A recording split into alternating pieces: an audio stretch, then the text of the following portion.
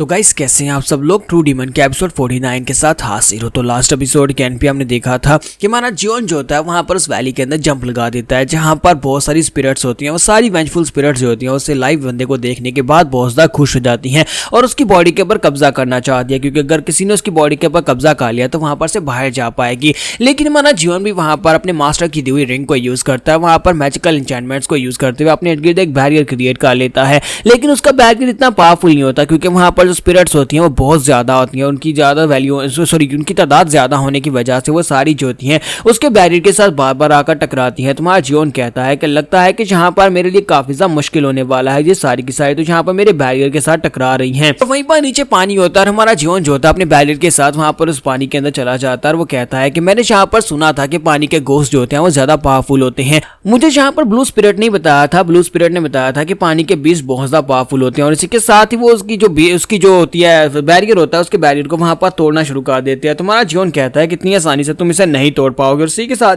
एक special technique जिसे वाजरा finger कहते हैं उसको यूज करते हैं, वहां पर उन सभी के ऊपर अटैक करता है और साथ ही वहां पर उस पानी के अंदर से बाहर निकल आता है। तो जब हमारा जियोन वहां पर पानी के अंदर से बाहर निकलता है, यानी कि उसके सामने थोड़ा सा पानी था उसको पार करके वहां पर से बाहर निकलता है, तो अभी भी बहुत सारी स्पिरिट्स होती हैं वो उसका पीछा करती हैं, वहां पर बहुत सारी स्पिरिट्स से पकड़ने की कोशिश करती हैं। इसी के साथ ब्लू स्पिरिट ऊपर से नीचे उतर आती है और नीचे उतरने के बाद अपनी विंड पाइप को यूज करते हुए उनके ऊपर अटैक करती है और कहती है कि जहां पर इस लड़के से दूर रखो, तुम जहां पर मेरे लड़के के ऊपर हाथ नहीं डाल सकती, ये मेरा है। और इसी के साथ ही हमारा जियोन उसकी तरफ देखता है और कहता है क्या तुमने जहां पर अभी क्या कहा? तो वो कहती है नहीं नहीं कुछ भी नहीं। तो कहने का मतलब ये था कि क्योंकि तुम मेरे डिसाइपल हो इसी वजह से मैं जहां पर तुम्हारी जान बचाऊंगी। क्या तुम्हें याद नहीं है कि तुम मेरे डिसाइपल बन गए थे? और इसी के साथ ही वहां पर उन सभी स्पिरिट्स को डिस्ट्रॉय कर देती है। तुम्हारा जियोन उसे कहता है कि शुक्र है कि तुम जहां पर आ गई। तो वो कहती है कि तुम्हें यहाँ पर बेवकूफों की तरह खुद से छलांग नहीं लगानी चाहिए थी। तुम्हारा जियोन कहता है क्योंकि मुझे पता था कि तुम जहां पर मेरे पीछे जरूर आओगी, इसी वजह से मैं जहां पर नीचे उतरा था। तो जबकि तुम जहां पर आई गई हो तो फिर मेरी मदद करो। तो वो गुस्से के साथ से कहते हैं कि तुम मॉर्टल कहीं के, तुम खुद तो जहां पर मरोगे और साथ मुझे भी जहां पर मरवाओगे।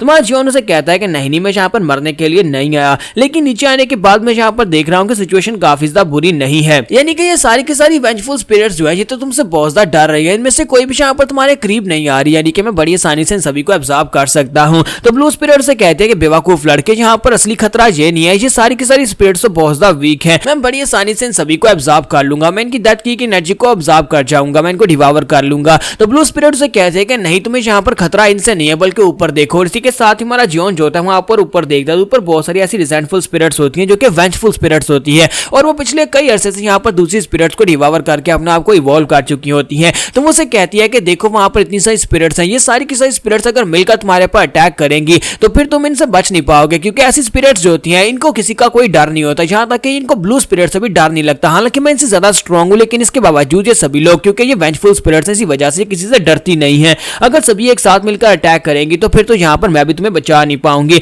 और फिर साथ ही वो कहते हैं कि वहां पर तुम्हें सेंटर में वो डार्क साइक्लोन दिखाई दे रहा है, क्या तुम्हें वहां पर वो बड़ा सा एक टॉर्नेडो दिखाई दे रहा है? उसके अंदर जो चीज है वो एक ब्लू स्पिरिट लेवल की है, यानी कि बहुत ज्यादा पावरफुल है और इनसे भी ज्यादा पावरफुल है। ब्लू स्पिरिट से कहते हैं तो क्यों ना तुम यहाँ पर गिव अप कर दो, हम लोग यहाँ पर से निकल चलते हैं। तुम्हारा जियोन से कहता है क्यों नहीं, मैं यहाँ पर से गिव अप क्यों करूंगा, अब जबकि हम लोग यहाँ पर अंदर इंटर हो चुके हैं, तुम्हें यहाँ पर मेरे लिए रास्ता बनाकर देना होगा ताकि मैं उस ब्लैक टॉर्नेडो के अंदर जा सकूं। इसी के साथ हमारा जियोन जो होता है अपनी शर्ट उतार देता है। तो वो कहते हैं कि तुम यहाँ पर क्या कर रहे हो? तो वो कहता है कि मुझे यहाँ पर कुछ ट्राई करना है। और इसी के साथ हमारा जियोन जो होता है वहीं पर खड़े होकर अपने हाथ को पीछे की तरफ करता है और अपनी अटैचमेंट की टेक्निक को यूज करते हुए वहां पर उसके कंधे के उसकी जो स्पाइन होती है उसके अंदर जो नीडल्स लगाई गई होती है उसकी कल्टीवेशन को सील करने के लिए उनमें से एक नीडल को बाहर निकाल लेता है और कहता है कि एक नीडल को मैंने बाहर निकाल दिया, मुझे लगा ही था कि यहाँ पर ऐसा करने से मैं यहाँ पर अपनी कल्टीवेशन को अनलॉक कर सकता हूँ। तो वो कहती है कि तुमने यहाँ पर ये कैसे कर लिया, तुमने यहाँ पर इस फॉरबिडन लॉक को अपनी इस अटैचमेंट की टेक्निक से बाहर निकाल दिया, मैंने आज से पहले कभी किसी को इस फॉरबिडन टेक्निक को यूज करते हुए इस तरह से नहीं देखा।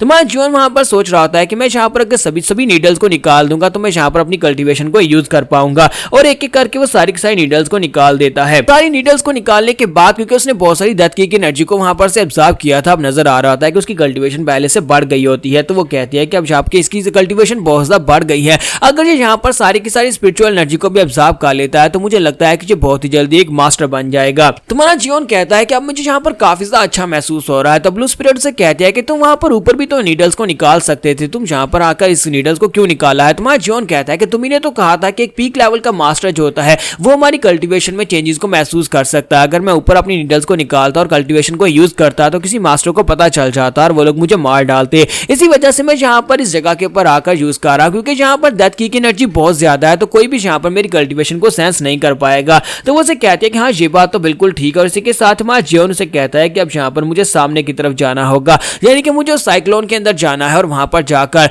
जो भी वहां पर ब्लू स्पिरिट है मैं उसको जाकर पकड़ने वाला हूं। तो वो उसे कहती है कि बेवकूफ बच्चे, क्या तुम्हें लगता है कि तुम उस साइक्लोन के अंदर जाकर वहां पर जो ब्लू स्पिरिट है उसको इतनी आसानी से पकड़ पाओगे? लास्ट टाइम मेरे साथ तुम्हारी किस्मत काफी ज्यादा अच्छी थी, लेकिन अब यहाँ पर इतनी अच्छी नहीं होने वाली। जियोन उसे कहता है कि तुम यहाँ पर मेरी मदद करोगी ना मेरी किस्मत को अच्छा करने में? तो वो कहती है हाँ मैं तुम्हारी मदद करूंगी, लेकिन मैं कब तक तुम्हारी मदद कर पाऊंगी? साथ ही वो सोच रही होती है कि मुझे लगता है कि इसका आइडिया इतना बुरा नहीं है, अगर हम लोग डायरेक्टली उस साइक्लोन के अंदर चले जाते हैं, उस टॉर्नेडो के अंदर, और वहां पर जाने के बाद जो भी ब्लू स्पिरिट है उसको ये अपनी फैमिलियर स्पिरिट बना लेता है, तो फिर तो यहाँ पर बाकी के सभी स्पिरिट से हमें डरने की जरूरत नहीं पड़ेगी। और इसी के साथ ही उसे कहते हैं अच्छा ठीक है, यहाँ पर जितनी भी रिवेंजफुल स्पिरिट्स हैं इन सभी का मैं ध्यान भटकाती हूँ, तुम्हें जल्दी से भागकर अंदर जाना होगा, तुम उस बड़े से टॉर्नेडो के अंदर चले जाना। तो वो कहता है हाँ क्यों नहीं। और इसी के साथ ही ब्लू स्पिरिट जो होती है वहां पर अपनी स्पेशल स्किल को रिलीज करती है, उसके बाद स्पेशल स्किल जिसका नाम ब्लड बैरियर होता है उसको यूज करती है, वहां पर बहुत सारा ब्लड निकल आता है। जैसे वो ब्लड बैरियर को क्रिएट करती है तो वो सभी के सभी वेंजफुल स्पिरिट्स बड़ी तेजी के साथ भागती हुई उनके पर अटैक करने के लिए आगे बढ़ती हैं।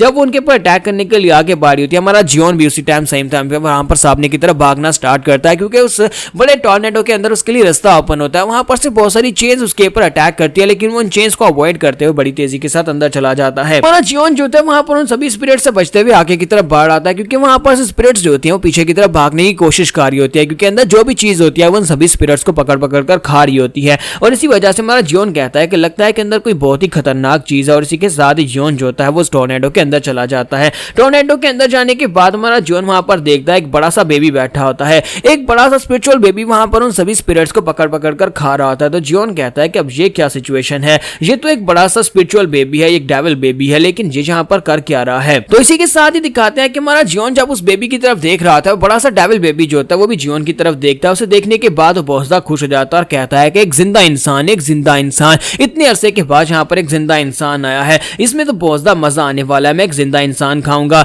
तो इसी के साथ ही वो अपनी पावर्स को यूज करते हुए चेन्स के साथ हमारे जियोन को बांध देता है, और साथ ही उसे अपनी तरफ खींचकर अपना बड़ा सा मुंह खोलता है। वो अपना मुंह खोलकर हमारे जियोन को निगल जाता है, तो हमारा जियोन उसके मुंह के अंदर चला जाता है, और उसके मुंह के अंदर जाने के बाद वहीं पर अपनी अटैचमेंट की पावर्स को यूज करता है, जैसे वहां पर अपने रिचुअल को परफॉर्म करता है। और इसी के साथ ही वो उसे कहता है कि ये तो बहुत ही अच्छा आइडिया है कि तुमने यहाँ पर मुझे खुद ही अपने मुंह के अंदर पहुंचा दिया, क्योंकि तुमने बहुत सारी स्पिरिचुअल एनर्जी को यहाँ पर निगला है, बहुत सारी डेथ की एनर्जी तुम्हारी बॉडी के अंदर है, तो मैं डायरेक्टली उसको तुम्हारी बॉडी के अंदर से अब्जॉर्ब कर सकता हूँ। और साथ ही हमारा जियोन जो होता है वहां पर अपनी रिंग को यूज करते हैं मैजिकल पावर्स के साथ उसके दांतों को पकड़कर उसका मुंह खोलता है, और उसका मुंह खोलने के बाद उसे कहता है कि अब मैं यहाँ पर से अब्जॉर्बिंग को स्टार्ट करता हूँ। तुमने यहाँ पर मुझे अपने मुंह के अंदर डालकर बहुत बड़ी गलती कर दी, और अब यहाँ पर मैं तुम्हारी सारी की सारी एनर्जी को ले लूंगा। तो यहाँ पर हम लोग अपनी एपिसोड 49 का एंड करेंगे, और नेक्स्ट एपिसोड में देखेंगे क्या ये वाकई में इतना ज्यादा आसान होने वाला है, क्या हमारा जियोन इतनी आसानी के साथ इस बड़े से बेबी की एनर्जी को अब्जॉर्ब कर लेगा।